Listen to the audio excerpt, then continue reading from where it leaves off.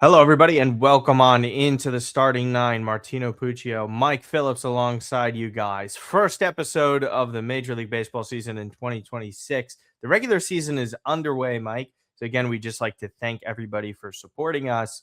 Like the video, subscribe, comment on the video, your thoughts on the first week of Major League Baseball in 2026. Highly anticipated. The both of us were at opening day at Citi Field. Hasn't been quite the same offensively for the Mets, but we're going to start off with the Yankees. Again, guys, we go through 9 categories, 3 with the Yankees, 3 with the Mets, and then 3 encompassing all of Major League Baseball. So, Mike, let's get right into it. The Yankees pitching has been dominant, and not just dominant, historically great. They have the lowest starter ERA since 1943. Pretty insane, all things considered. We knew that they had a great staff. We talked about it when we previewed the Yankees heading into the year. But so far, they are not only just being good, they're exceeding all expectations. And this is without Garrett Cole and Carlos Rodon, who we'll get into later. But yeah, I mean, the Yankees pitching has been sensational. Yeah, I mean, when you give up one run your first series of the season, that's a historic start. It's something you can obviously very excited about if you're a Yankee fan here. And I think if you're a Yankee fan, I think the biggest thing you take away here from the first week specifically is that Cam Schlittler looks like as good as he did at the end of last season. And Cam Schlittler, we know he has special stuff. He had that great game against the Red Sox in the postseason where, he just dominates the clincher there. Cam Schlittler has looked like, the latest pitching fine. And we've had our issues in the past, the Yankees, about how they develop offensive players. They always seem to have a way of finding pitching when they need it. And Schlittler, I think, is the latest example of that.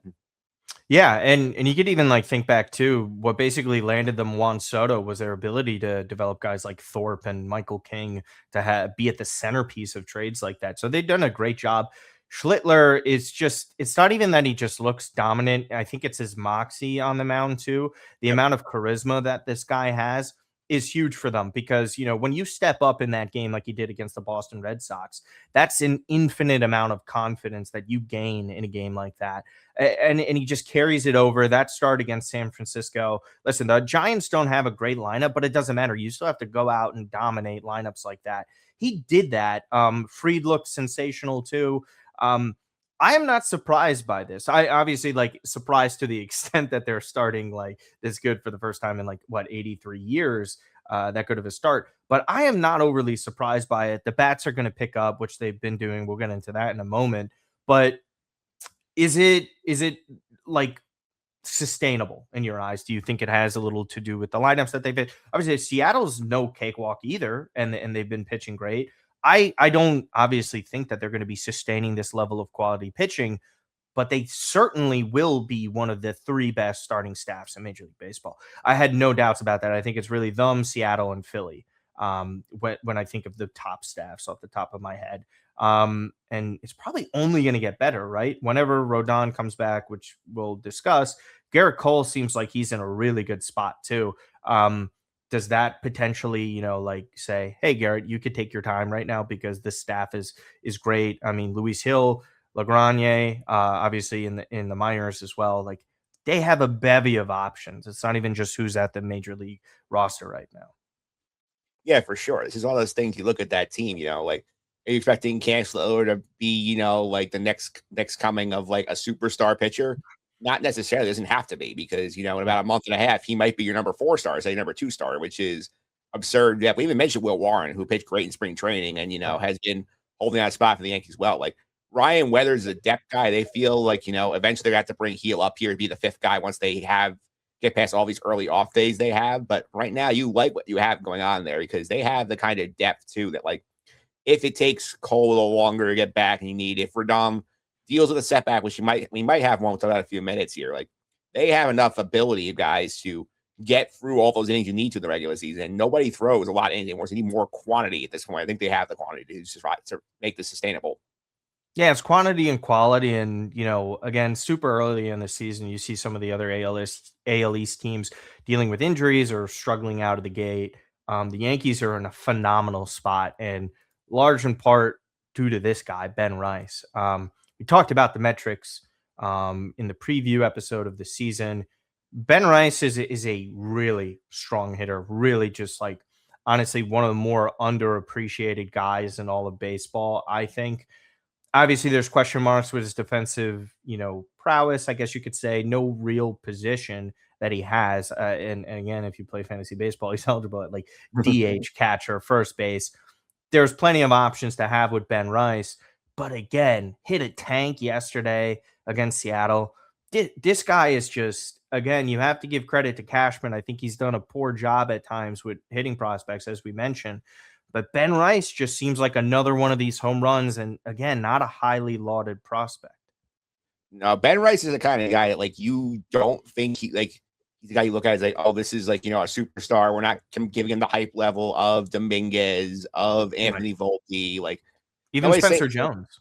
Even Spencer Jones, that agree, and George Lombard. He's not on that level of prospect where it was like, this is going to be, the next great offensive catcher or the next great, like even the catcher, they thought Austin Wells would be better than he is. So he's a guy who you like look at, like this is a guy who just earned it. And their offensive questions for sure. You don't love the fact that, he's learning first base on the fly. He's okay there. He's not a superstar defensively, but you're hitting 412, and no, he says hit 412. He's going to hit above 300. You find a place to play him.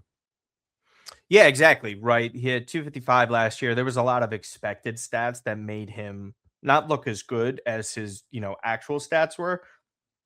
Listen, I do find it interesting on how late he comes up because he's already 27.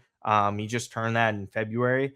The Yankees take their time with some of their hitters too. And it's pretty funny because we see how good Judge was when he came up and they didn't rush him. Someone like Ben Rice, kind of a similar ilk with that. I think he's legit. Sure, you could always have the question marks, but they're not the craziest positions, right? We see how baseball values first baseman these days, right? I mean, the Mets are a perfect example of this. You don't need a superstar Gold Glover. And with the flexibility of Paul Goldschmidt, which is also probably why they were okay with not going out in that first base market, because they're like, if we can get Paul back on a cheap deal, we have Ben Rice to fill in the void for quite some time. Could be like an emergency situation catcher. I think they're going to keep Ben Rice away from catching definitely in the near future, because why are you going to risk him playing in a wear and tear position like that when his bat is playing like this? This is just a great find for the Yankees. And, in the event of like Aaron Judge, going down for whatever reason, you hope that doesn't happen. You could rely on Ben Rice to step up in this situation. I think at this point, it's safe to say, not safe to say, but in my opinion, I think he's the Yankees' second best hitter on the roster. I think he's going to have the second best year behind Judge. There's obviously guys like Bellinger and Jazz who have pop and can do a multitude of things on the baseball field. But as far as strictly hitters go, I think Ben Rice is their second best. Do you agree, disagree with that? I think it's a very hot take because obviously, like in terms of like being a more complete player, like a hitter, like Jazz obviously has a speed element, so is Bellinger to agree that Rice does not. But like, it kind of reminds you, if like in the Mets, sort of like if Jeff McNeil had power, I think it's what you look at with Ben Rice. Is Ben Rice is that kind of like high average hitter who you can see him hitting 300, winning a batting title, but he did hit 26 bombs last year, so like. Yeah, in that stadium with his left-handed swing, he could be a 30 homer guy. That's something that's Yankees could use very easily. Yeah, if they get 30 home runs out of Ben Rice, I think he's going to end up being an all-star and just honestly just a huge plus for the Yankees in the future. Moving on to the final topic regarding the New York Yankees, Carlos Rodon has some hamstring tightness. This has set him back a little bit. Obviously, some offseason injuries that he was recovering from. Again, when the Yankees are pitching like this right out of the gate, there's no real rush for this. It's something that you don't want. This is, soft tissue injuries like your hamstrings and your muscles being tightened like this. I don't like to always blame the player. We don't know the situation entirely. However, that's on him. You have to slowly ramp yourself up. And a hamstring tightness is no joke. Rodon does have a history of injuries. So this isn't overly surprising, Mike. But at the same time, it's not great news if you're the Yankees. But as we just mentioned, when they're pitching this well, they can digest something like this. What are your kind of overall thoughts on, Rodon having these hamstring issues? Because this could back him up for a couple weeks. It could. I know the Yankees have been kind of coy about it, saying, I know it might not affect his progress. I think it is a line of garbage because, like, as an athlete, if you've done anything athletic here, like if your hamstring is tight, you're just throwing a baseball. You're not going to be feeling comfortable. So you don't want to risk, him hurting, like adjusting his mechanics to compensate for a hamstring. So you're going to slow him down a bit until that calms down. So maybe, they were talking about early May, maybe it's late May now. It's a theoretically thing here. Like Rodon, when he gets back, he's going to be a very good frontline guy for the Yankees here. But again, no reason to rush this situation. You're getting enough out of the rest of the pitching staff here. You have a guy in the minors don't even have in the rotation yet because you don't have too many off days. So I think there's no reason to bring him back any faster than he needs, especially he's already dealing with a hamstring issue. Yeah, exactly. It makes no sense to rush him. I don't think the Yankees are going to do that. They usually play very coy when it comes to injuries to begin with, so that doesn't really surprise me in terms of the PR side of things with this.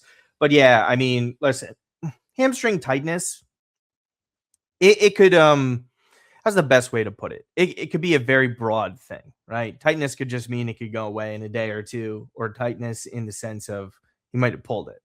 And pulling something like that, and you could, tiptoe on that line. There's obviously diagnostics for this, right? Like the grade of your hamstring pulls.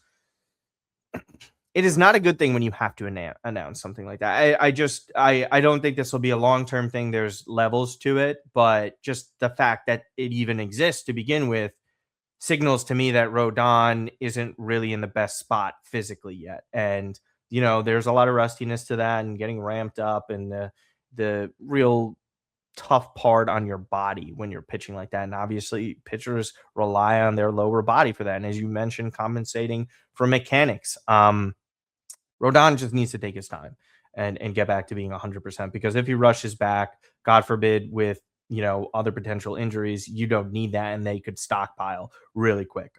So we'll see what happens there. We're going to be monitoring that situation as time goes on. Now off to our New York Mets. Mike, a lot of fun, isn't it? Mets offensive outburst in the first game of the season against the Pittsburgh Pirates. They scored 11 runs. Looked like everything had changed anew. And then they head to St. Louis. And boy, did they struggle. 1 run in 20 innings in the final 2 games, or over 20 innings, I believe it was. It was 20. I think it was 23 games back to the end of game 1. Yeah. So there you go there, playing multiple extra inning games. Very frustrating. The loss yesterday in extras on I think it was a .190 expected batting average that Carson Bench couldn't get to. Mason Wynn gets the walk-off hit. Tons of mental errors for the Mets. We'll stick on the offensive side of things. There are positives. They're not striking out as much, but the lack of productivity with runners in scoring position, Mike, they're 29th in Major League Baseball. I believe only the Cincinnati Reds are worse with runners in scoring position. Are you worried? Are you not worried? I mean, it's 6 games in. Do you also know the Mets batting average last season with runners in scoring position through the first 5-6 games? Do you know? It's probably not much better than this. If you were to have to guess a batting average, what would you think? I would say probably like 210. Nope, almost 100 points off. They were hitting 125 through those first few games. And then the Mets, as you know, ended up finishing with a top 3 OPS with runners in scoring positions. Obviously, there was a very streaky offense last season.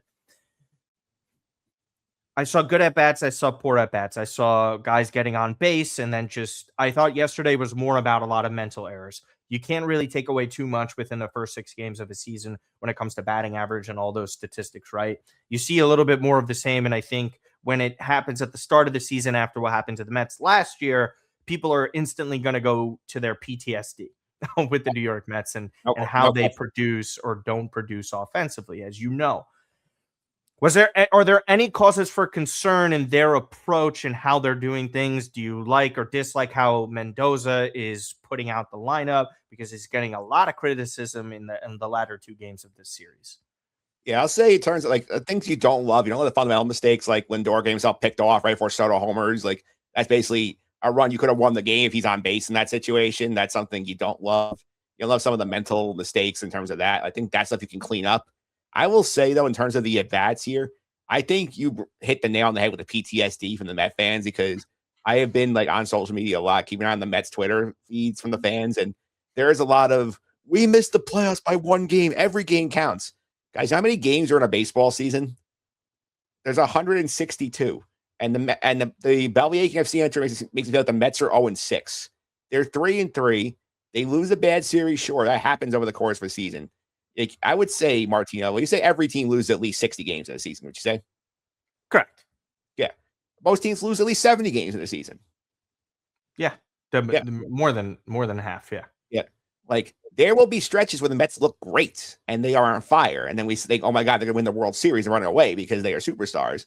And you'll have moments like this where the offense is not coming through. You know, some guys are cold to start the year. Bichette, we'll talk about in a minute, has not been off to the greatest start as a Met. But there'll be weeks in Bichette saying like 450 with like 3 homers and like 15 RBIs. Like, right. It's a long season, guys. This is not good for your mental health if you are treating every game like it's game 7 of the World Series. We have not even finished the Final 4 yet. You guys got to chill. That is true. You got to bring in your college basketball reference. I think for me, I am in the camp of every game matters, and I don't it's one for me. It's one thing when you're getting upset over the hitting, like you said, it's going to come and go. You're going to have your hot stretches. I'm more upset at the mental lapses. Lindor not knowing how many outs there were. Yeah, and that's he fair. Talked about it post game. I cost Freddie Peralta an extra inning, and then the Mets have to go into extra innings because of that. Right? They could have won the game there. Again, not hitting in the extras. It's just. It's tiring because then again, you start seeing names like Dickie Lovelady come in, which again, we'll get into that a little bit later. It's the fact that you go into St. Louis with a perceived slam dunk, easy series of a win, and your offense is going in and not producing anything. I think the power has been lacking. A lot of people are very upset at the Marcus Semien situation at the moment. I am not overly upset. The only thing that I would like to see a little bit more of is consistency within the lineup, which I'm sure Mendoza will get to. But as he mentioned yesterday, and I totally understand and side with him in this sentiment that I have to give guys opportunities. I can't just have guys on the roster and say, no, Vientos, you're not going to be playing. Or Jared Young, you're not going to be playing. Or Tyrone Taylor, you're sitting on the bench. I'm only using you in 8th innings or later, which even now with the defenders that he has in the outfield and Benj and Robert, he's not going to be using him as much. So he needs to give those guys starts. I understand the sentiment of the Met fan that way. I just say the sky is not falling with that. They missed the playoffs last year because they couldn't pitch. It wasn't as much of the offense, even though the offense can be very, very frustrating. I think it's a bit of an exaggeration. Any other final notes on the offensive struggles in that St. Louis series before we move on? I mean, there's not much you really can say because it's just like, there's a lot of guys on there with a, reputation that they've hit well in the past that is not hitting right now. It's like, I mean, when Dor is off to a traditional cold start, Bichette's pressing, then he's trying to make an impression his first time in New York.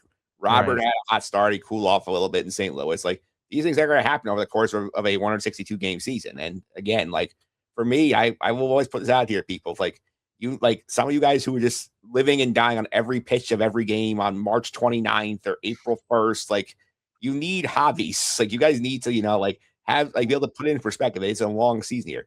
If we're sitting here in the middle of August and the Mets are still doing these things, sure, be more angry because you're running out of runway. They have 155 games left to fix this. Correct. And I think that's the ultimate thing is that, other teams in the division got off to a rough start outside of Miami, who basically played the 2 worst teams in Major League Baseball over the past couple of seasons. So, Bo Bichette, as you mentioned, got some boo birds in Citi Field, uncharacteristically striking out a ton in those first 3 games. Has not struck out since he's been on the road. I think the booing is nonsense. Obviously, it's a small contingency. And when you're in Queens or any other stadium where fans can get really raucous, you could hear that happening. It's stupid. We've seen Yankees fans do it in Giancarlo Stanton's first year. We've seen plenty. Lindor got booed. We see so many players get booed. This is just really Northeast fandom, I think, because we see it in Philly. We see it in Boston. We can see it in both sides of New York. That doesn't really surprise me. Do I think it's stupid to boo somebody? Yes, it's just like a waste of time. The only time I found it appropriate to boo someone where I've literally booed someone in my own house watching a ball game was Oliver Perez, and that was like 15 years ago. So that's not a common thing for me. I think Bo put together really strong at-bats in St. Louis. Sure, the end product wasn't there, but he basically won them that first game with the bats that he had. There were some other great defensive, not great, but I would say good defensive plays by the St. Louis Cardinals. It's going to take time. And he quickly turned it around by not striking out as much. And these are 2 actually respectable pitching staff. St. Louis kind of impressed me a little bit more than I would like to admit because we did not really like them that much in the preview of the season. Listen, Bo Bichette is going to be fine. He's already showing signs of that. I mean, again, we were just basically talking about it with the Mets offense. Like, freaking out on Bo Bichette is just an absurd thing to do, is it not? It is a little nuts. I mean, it is, again, the season is just a week old today or yesterday, because if you count the opening day in San Francisco here, like, and a lot of these guys are new to this team, including Bo Bichette, and they want to make impressions. They want to go out there and perform in front of the fans. And I think there is a small situation with the fan base with is upset, that they're one of their favorites, Pete Alonso, is gone. Here comes his replacement, Bo Bichette, and he's not coming through. So they're gonna say, like, boo, this guy's a bum. We should have kept Pete. Pete with a homer in a situation where, like, Bichette strikeout is uncharacteristic. He even admitted as much. He said, I'm trying to do too much. And there's a great, I don't know, I'm going to send you this. I don't know if you can share it on your screen, but this is symbolic of the Mets as a whole. And Anthony DeComo put out a great graphic. And I don't know if you want to put it on the screen for the people watching on YouTube. Sure, thanks. Wherever you sent it, let me know. I just put it in our chat here, so you can pull it up there and share it on the screen. So Anthony DeComo, you mentioned the runner and scoring position stat, which Bo Bichette has contributed here too. Anthony DeComo has put out a great tweet while we were recording about the Mets chase rate when runners in scoring position here. Their chase rate is about 41%, which is the second highest in the league. 57% higher than when the bases are empty for them, which is they have it about 26% clip there. So, and these pitches you see on the river here, all way outside the strike zone. So this collective as a group, including Bo Bichette, which he admitted, they're trying too hard right now. Like, once they get back into doing what they are capable of doing, I don't think we see a lot more booing of Bo Bichette. That's a great statistic to put out there. And as DeComo put at the end of it, they are pressing all those balls outside of the strike zone. I think Alvarez had an at bat or two yesterday with that, where you just knew, I think it was Stanek was just going away with the pitches, and you just knew that was coming. And, Alvarez was just kind of getting to it a little bit too much. Todd Zeile even talked about it on the broadcast. And like, hey, like, Alvy was a lot more patient in spring training. Obviously, that is spring training, but you could see it in his at bats. I think that there still needs to be time for all that kind of stuff. So you are correct there. However, one thing I don't think Mets fans are overreacting, underreacting to too much is the Mets bullpen management so far. Dickie Lovelady coming in that game against St. Louis. Obviously, everyone was upset when he was featuring against the Pittsburgh Pirates. I don't really want to talk about that one. I disagree with how Mendy managed that. I think it's more on Mendy using him in general, and the Mets seeing a player like that so early in the season. Fans are going to jump to that narrative of like, this is more of the same bullpen. I can't stand it. I don't want to see Dickie Lovelady on the Mets. And I understand that sentiment to a degree. However, I will say the Mets scored 0 runs in that game in St. Louis. Yes. I really have a hard time caring when you're losing a ball game 3-0, and we're here to talk about a pitcher who only gave up 1 run. Yes, I know who was it? Urias hit the home run. I forgot who it was. Yeah. Come on, really? Like, there's things to get upset at, and Mendoza's management at times, I am skeptical of it. I think he's a really good manager. They run, for all intents purposes, a respectable, fun clubhouse. We've seen that in his tenure as a Mets manager. I do have question marks about some of his strategy and some of the players that he's using. But again, to be fair, early on in the season, the bullpen question, like, they pitched well yesterday too. They haven't been like, what do they have? Maybe one bad game that you're like, okay, I don't know why he's not using Devin Williams here. Why isn't Luke Weaver coming in this game? They've been good for the large part. The Mets pitching hasn't really been an issue. Why do you think so many are jumping the gun? Is it because it's Dickie Lovelady coming in and he's surrendering runs against a team that everyone thinks that they should have beaten? Yeah, I think part of it is that it is Dickie Lovelady, who is, we've seen the guy who, they cut, bring back, because we talked about this a few weeks ago, how like some of these guys, like the guys you keep seeing them bring over here, is like they think that, like they're good enough for us, but they're not good enough that somebody's going to grab them off waivers if we need them. They'll come back to us eventually. Like they did that with Rico Garcia a bit last year. Remember that experience? Then Rico got too good and now is in the Oriole bullpen on a regular basis here. Right. The thing with Dickie Lovelady is, I think this is a bigger problem in terms of construction. It's not tied to him. And I'll be fair to him. They said he's here because he can give us multiple innings if we need at points here, which is not something that Craig Kimbrell could have done. Craig Kimbrell is able to give you basically 1 inning at a time. They said they don't want to go back-to-back too early on Brooks Raley. So if he pitches on a day, he's not going to pitch the next day. Right. They don't want to do that with Devin Williams yet. you have to get through a whole season with your guys. And your problem is your bullpen has really 2 long guys in it, and at least 2 supposedly long guys. And Torres Myers, we've seen, go multiple innings. And yesterday was a surprise. He got in the game after he pitched multiple innings on Monday. But the bigger issue is what Sean Manaea is doing out there. Because Sean Manaea we were told he's supposed to piggyback off of somebody. He has not happened yet. He's pitched 1 inning on Sunday through 29 pitches. Like, you can't have, like a guy out there not throwing basically, unless it's mop-up duty or going behind a starter. Like, because you have 9 games in a row. Right. There's one guy you're not using. Like, this is where it's not even just that too. Like, just in general, you're bringing up the financial side of it. This guy's getting paid a lot of money. And I never like really someone to say you have to start this guy because he's getting paid X amount of dollars. It's just that you do have him on the roster. You are paying him that amount of money. And to your point, we've only seen him once. And on top of it, by the way, should we mention, he was saying that adrenaline would shoot up his velocity. I don't know if he has to get stabbed in the chest with an adrenaline shot to have his velocity go up, because we didn't see it. Yeah. And guess what? It's not going to happen. Yeah. Because Sean Manaea can't throw hard.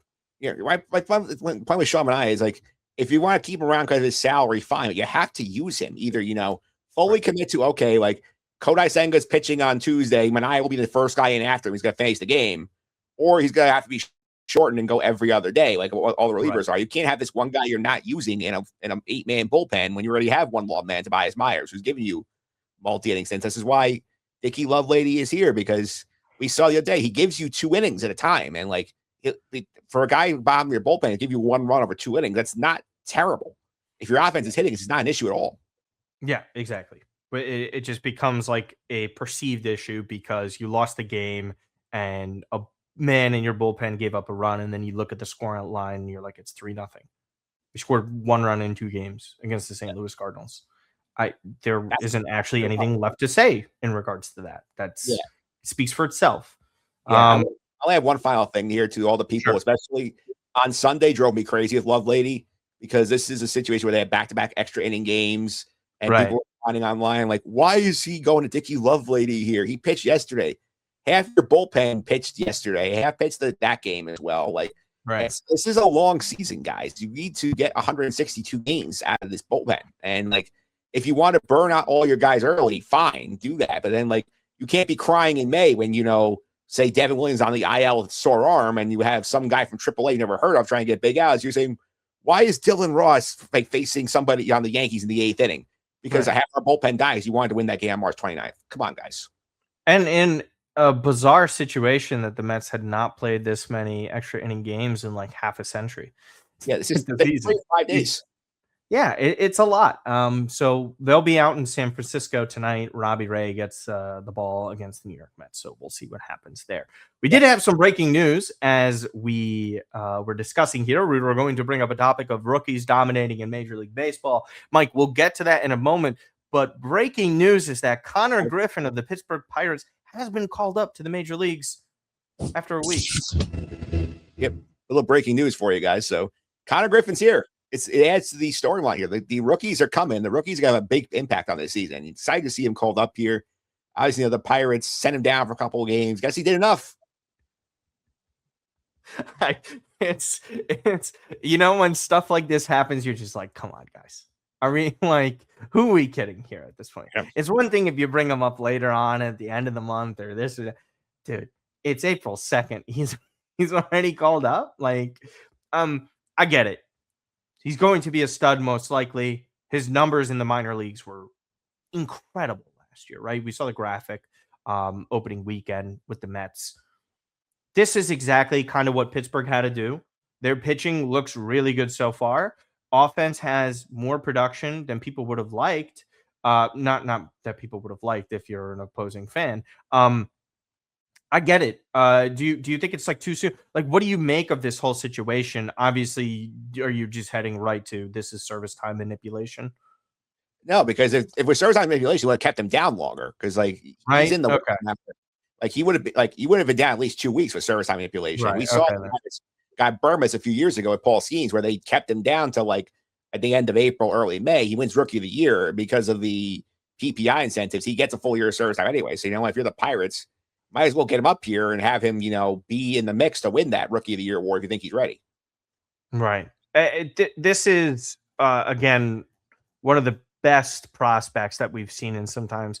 Honestly, like the amount of hype that he gets and everything regarding that. I think this is a huge move for the Pirates. I think this is a good signal for the rest of their fan base saying that we are interested in making the playoffs this year, something that I guess a lot of people had not believed for quite some time. I think they were around like plus 220 to actually make the playoffs. Listen, Brewers getting off to a good start. It's a really tough division. It's a pretty underrated division now. And if he does come up and produce at the level that his talent, speaks of, this is a huge swing in the playoff race, just in general. I know it's April 2nd, but this could be a massive boost for the Pittsburgh Pirates. Any final thoughts on Konnor Griffin getting called up? No, it's exciting to hear a Pirate fan because obviously, like, there have been speculation, he won't come up unless they had a contract extension done. Maybe that's coming in a day or two. It's why he's up here. But like, it's fun. The number one prospect in the sport, and you gives you a reason to be excited if you're a Pirate fan because you only have so many guaranteed years of Paul Skeens unless ownership suddenly changes its mind and starts to pay him. Like, you might as well try and get the best out of those years. Yeah, turning 21 on April 24th. So congrats to Konnor Griffin. We'll stick on the rookies in Major League Baseball, though. There's been quite a few of them making noise so far. So who are a couple of your guys? We'll get into Murakami a little bit later. You could reference him, but there are some studs immediately making noise. I know your fantasy baseball team has been enriched by it. So go ahead and give us your favorite rookies that you've seen so far, Mike. Yeah, a couple I'll throw out here. Like one of the guys on my fantasy team, Chase DeWater from the Guardians, obviously 4 home runs the first couple of days of the season, which is a great for a Guardians fan. I know they're very excited about him. He made his debut in the playoffs last year. Now he's in the lineup, being a key piece in the regular season. You're DeWater back here in the Guardians. You're wondering where's our offense coming from to help us get the playoffs. Need guys like DeWater to step up. That's one you watch here. Kevin McGonigal on the Tigers, the second best prospect of the game behind Konnor Griffin. 4 hits in his big league debut. Jason Stark of the Athletic, and I point that loves these weird in baseball stats here. Like Ty Cobb and Miguel Cabrera never had 4 hits in a game for the Tigers, and Kevin McGonigal. That is insane, actually. Yeah, that's an incredible stat. Yeah, those are 2 of the greatest hitters ever, and they never have 4 hits in the game. That's insane. Yeah, that's a crazy stat. I'll throw out here. The Phillies had a couple guys who they were fans pick a real bit here. Andrew Painter looked great in his first start against Washington. Justin Crawford, the son of former big leaguer Carl Crawford, he's having a positive early impression here. And Martino, I know you're a big Sal Stewart guy.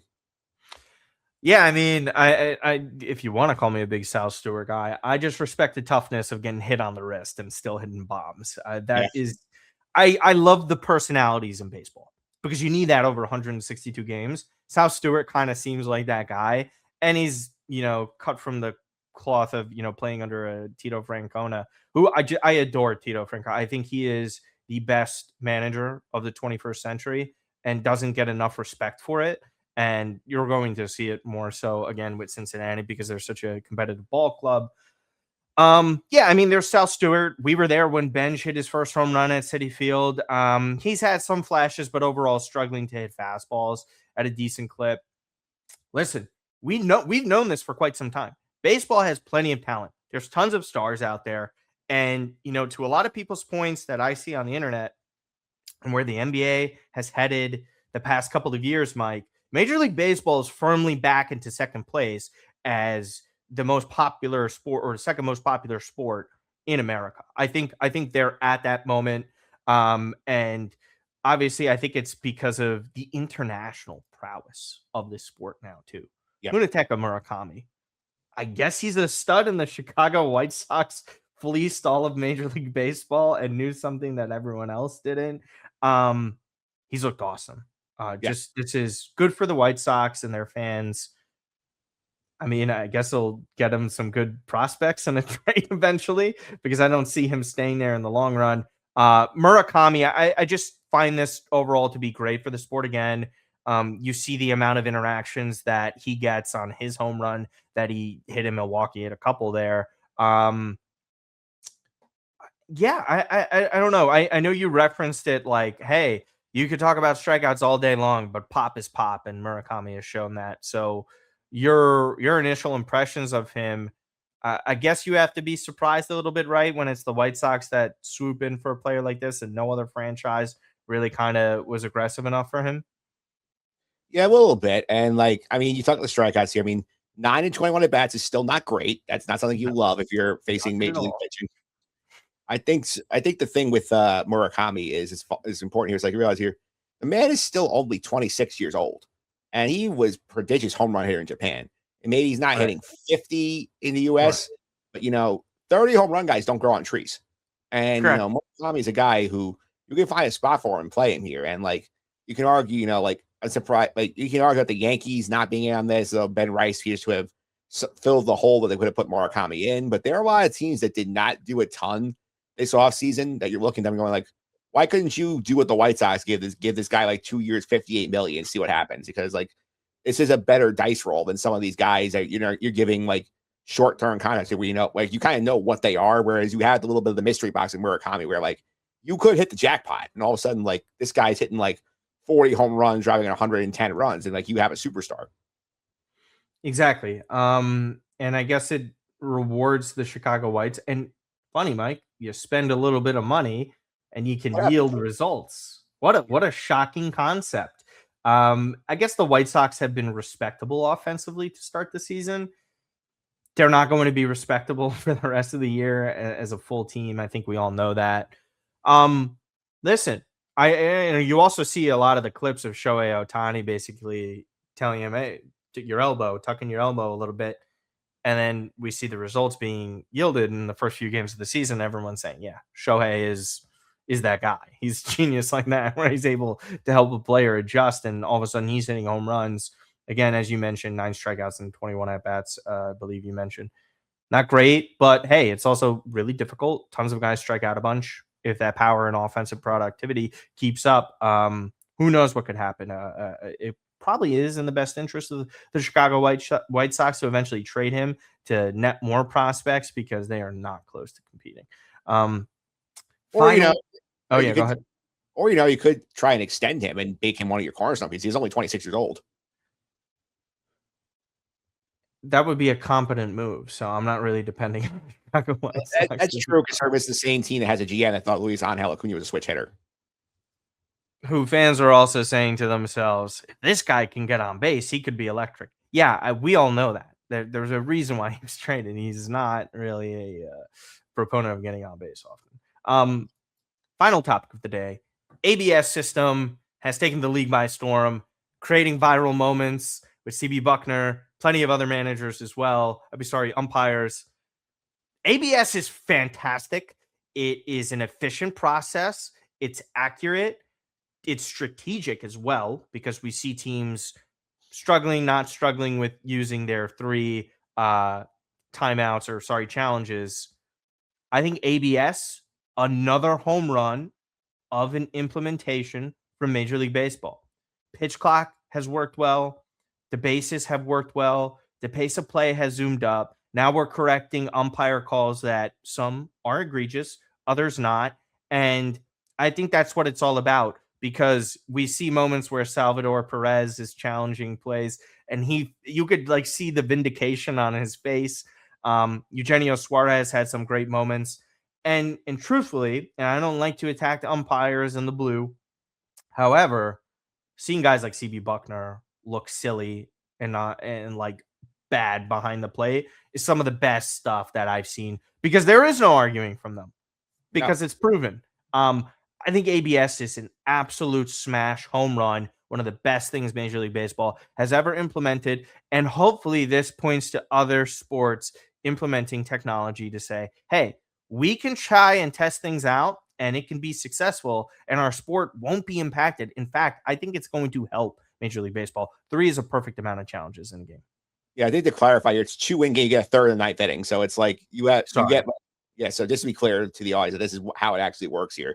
I think it's a great sign for the game as a whole because like the umpires as a whole, they're pretty good at their job. I mean, you look at the accuracy, I think it's on 92.5% on strikes, which is very, very good. Like it is not an easy job sitting there 90 behind the plate, watching 95-mile-an-hour pitches spin left and right, figure out if it clip the play or not. So you're doing that job, you're good at your job. What you don't want to do is have it be the robo umps. I think that takes too long because then you're sitting there waiting every pitch for this to happen, especially on obvious ones.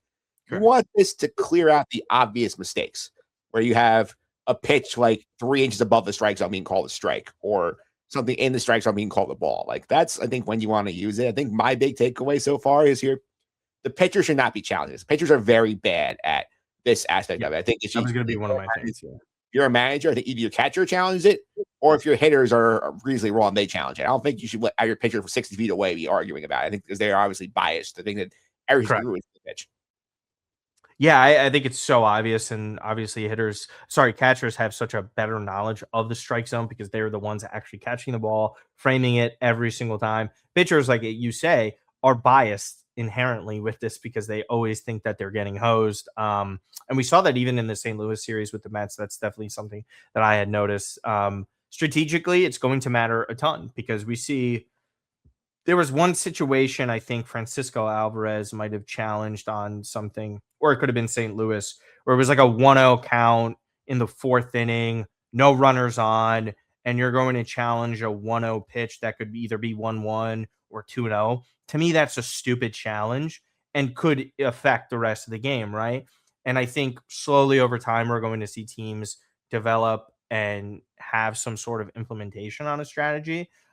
It's always going to be circumstantial, right? Runners on. Are you walking? Can you extend an inning with 2 outs and you have a great hitter up behind you? Do you challenge a call that you think is close? That's what's going to have to end up happening.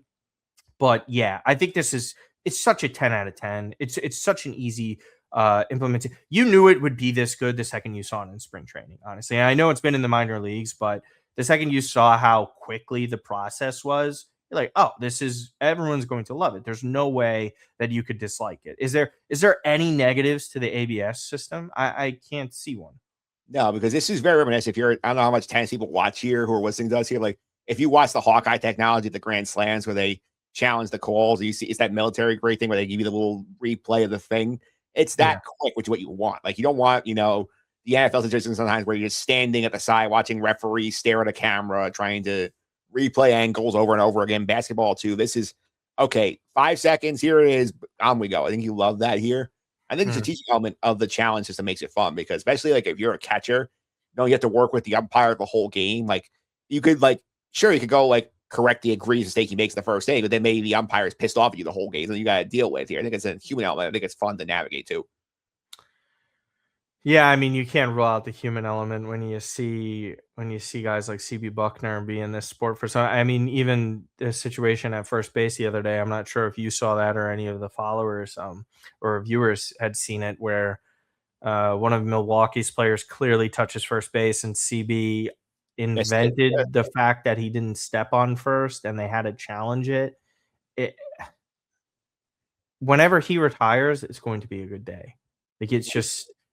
If your name is known for a couple of decades in Major League Baseball as an umpire, that's never a good thing. Yeah. The only other one that you know their name, and it was only for one instance, was Jim Joyce. It was a poor mistake in his career. There's more, No. I'm saying that wasn't bad. Yeah. Guys that we know, of course, Angel Hernandez. Bob Davidson was probably the most obnoxious one to me. Talking Bob. But exactly, because he's calling fucking balks all the time, and we're supposed to sit here and just be like, "Oh, this guy just has a great eye." No, he's trying to find a way to make the game about himself. Do pitchers balk? It's a gray area at times, yes, but this guy wants to call it more often than not. Why? Because he wants to be the face of something. And obviously, Joe West, who is retired at this point. Cowboy Joe.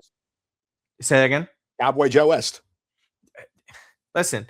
Their personalities are fun for the game. Don't get me wrong, but it's a tired voice over time. A guy like CB Buckner. But that'll pretty much wrap up our show. It's been a fun first week of Major League Baseball. A lot of talent being spread around. We'll see how Konnor Griffin performs for the Pittsburgh Pirates. We'll see if Murakami can continue his power. We'll see if Bichette will get booed in his return to Citi Field. And if the Yankees can keep up their historical pitching. Mike, how can everybody go and follow you on social media? Obviously, we've had it up on the ticker throughout the show. Yeah, if you can follow me on social media, mphillips331. It's MPHILLIPS331. Some stuff going on here. Just on the Suffering podcast this week. Troy Moriello came back here. We recapped the Sweet 16 round, the Elite 8 round of the March Madness. Got you ready for the Final Four. My buddy Nick D stopped by. We talked about the premiere of Daredevil Born Again Season 2 on Disney Plus. That was fun there. Sky Guys wise, we talked about a fun concept Pete and I discussed. What would have happened if Mando and Grogu did not reunite the Book of Boba Fett? How that impacts the Disney Star Wars universe as a whole? That's a fun conversation over there. College basketball coverage over at Fansided. Tournaments winding down over there. And obviously Mets stuff. I do Mets on SI, so I will contribute over there. And for the discussion about the NBA, you mentioned earlier being not the number 2 sport anymore, we'll point out here, the ratings that March Madness has been drawing, far better than the NBA playoffs for a while now.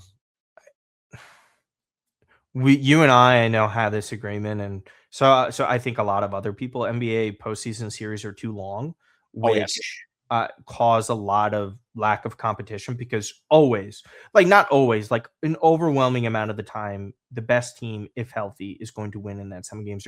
There's not enough variety like there is in other sports, but they're never going to have less playoff games because that's less money being brought in. So I don't see how that'll get fixed anytime soon. The implementation of the play-in is just nonsense. I think it's stupid. There's plenty of teams that make it into the playoffs. We don't need to have a system where teams that are mediocre and suck have an opportunity to sneak on in, but that's just me.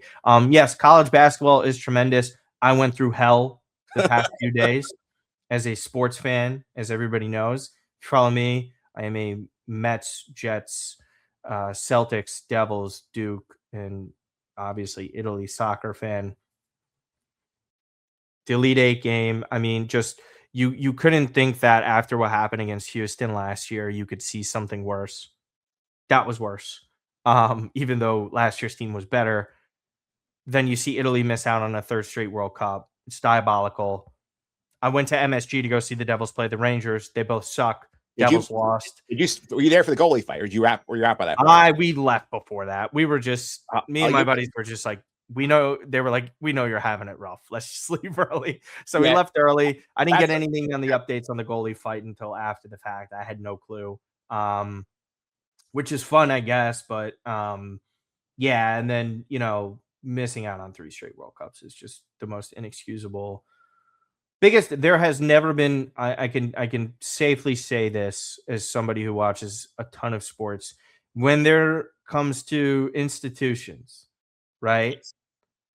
There is no bigger fall off in a sport than what Italy is in soccer to anything else. Italy missing 3 straight World Cups is essentially like if the Yankees didn't make the playoffs for like almost 2 decades. Yeah, it's basically the 1980s Yankees, basically what happens. But the Yankees at least made it to the World Series in 1981 and had winning records. They were competitive. They were making playoffs, at least. It was a poor decade for them, but definitely in the back end of the decade in the early 90s. There's no denying that. Well, they went from 1981 to 95, not making the playoffs. So basically the run that Italy's on right now in the World Cup. 14 years, but that's every year, though, that they do that. They were winning a lot of baseball games. It was harder to make the playoffs at the time. Yep. They expanded the World Cup to 48 teams. Curaçao's in the World Cup. Sweden didn't win a game, Mike. Did you know this? Sweden did not win a game in qualifying. They were going to the World Cup. Yeah. Was it because they were good in Nations League like 2 years ago? Is why they got mixed? Yeah. Yes, correct. It's not more complicated than that. It's just a lot dumber than you think. Because it should strictly be what you do in qualifying. But yes, it had to do with Nation League placing because they want to make more international games matter. That's essentially what it comes down to. But we're going to have to be reluctantly rooting for the USA as the only team this coming World Cup. But we appreciate you guys so much. Please do not forget to like, subscribe, and comment on the video. First full episode here on the U Stadium YouTube channel. Very happy about that. So follow all the social media pages, U Stadium MLB, U Stadium NBA, to go and get all those clips. All of our clips will be on U Stadium MLB and also on this YouTube channel. So be sure to check everything out there on every social media platform. I'm Martino Puccio for Mike Phillips. We'll see you guys next week.